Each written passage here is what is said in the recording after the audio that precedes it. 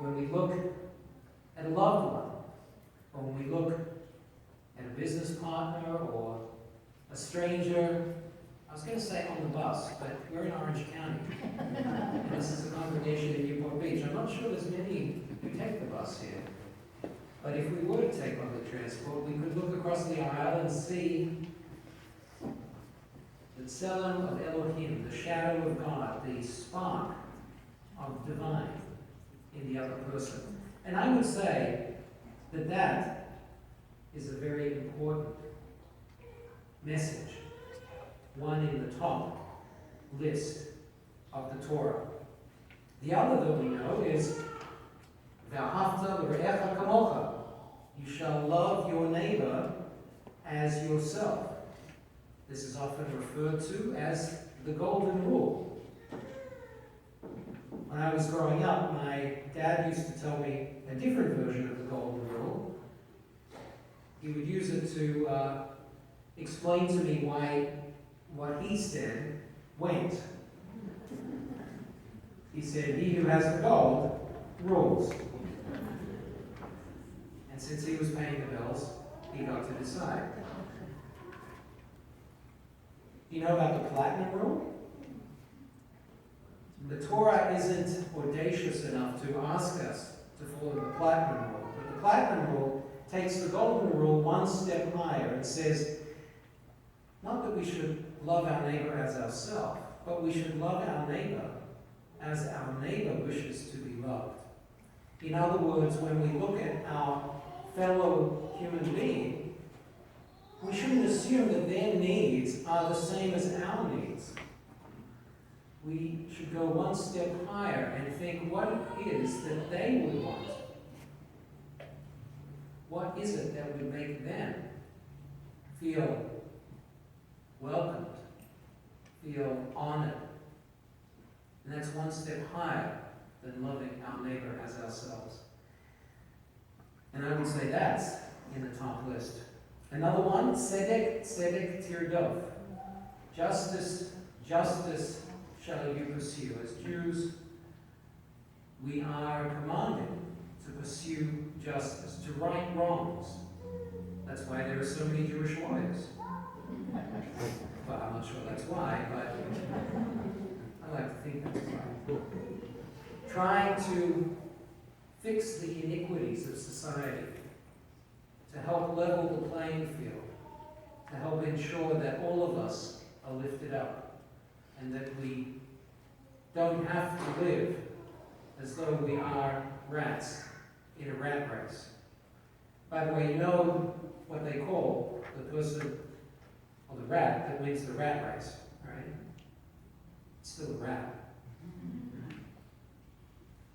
So, tzedek, tzedek tirdov makes it into this list. Justice, justice you shall pursue. And then there is one of the top hits of the Torah in this week's Torah portion. You see, Jacob, our patriarch, is fleeing Canaan, the land of Israel. His brother is, let's just say, not happy with him, and feels like concluding his life in this world through actions. And so Jacob leaves and goes to Haran to be with Laban, his uncle. And on the way, he stops for the night, pulls up a few rocks to use as a pillow, and he has a dream. Jacob dreams of a ladder that goes from the ground to the heavens, and there are angels going up and angels going down. And when he wakes up, he says this line that I think is in the top hits of the Torah. And that is, he says, Yesh Adonai b'makom hazeh va'anochi lo yadati. God is in this place, and I did not know it. God is in this place, and I did not know it. How often could we say the same thing? It's very new agey to think of mindfulness, to be present in the now. But that new age philosophy of being present to the moment and the sacredness of the here and now is in our Torah. That's what Jacob realized when he reflected that this place is a place of God, and I didn't know it. This line of Torah is so important that when I was in medical school and needed to pay the bills, I was in a wedding band, and the wedding band was named Jacob's Dream. Total non sequitur. But I wanted to share with you that the band I was in was called Jacob's Dream. Just let that sink in for a second. How often it is that we forget that God is here. God is with us. God is in the Tzelem. God is in the person with whom we're interacting. God is right by our side, celebrating when we bring a new life into the world, or supporting us when we are down and troubled. Yesh Adonai b'makom hazeh v'anochi lo yadati.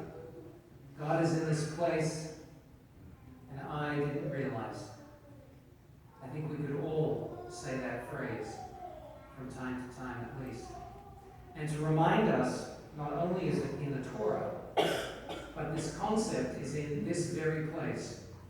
If you look up, and I don't mean to the heavens, I mean to this structure in the chapel, you'll see that the architect designed this structure to evoke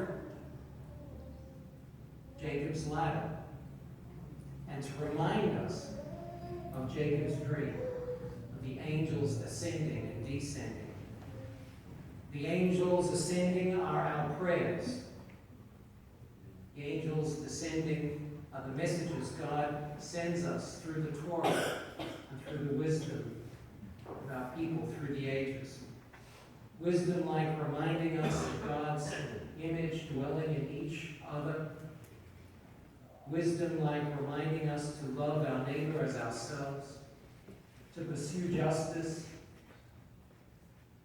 and to remember that God is in this place we didn't know. Amen. We turn now to the Aleinu, page 586.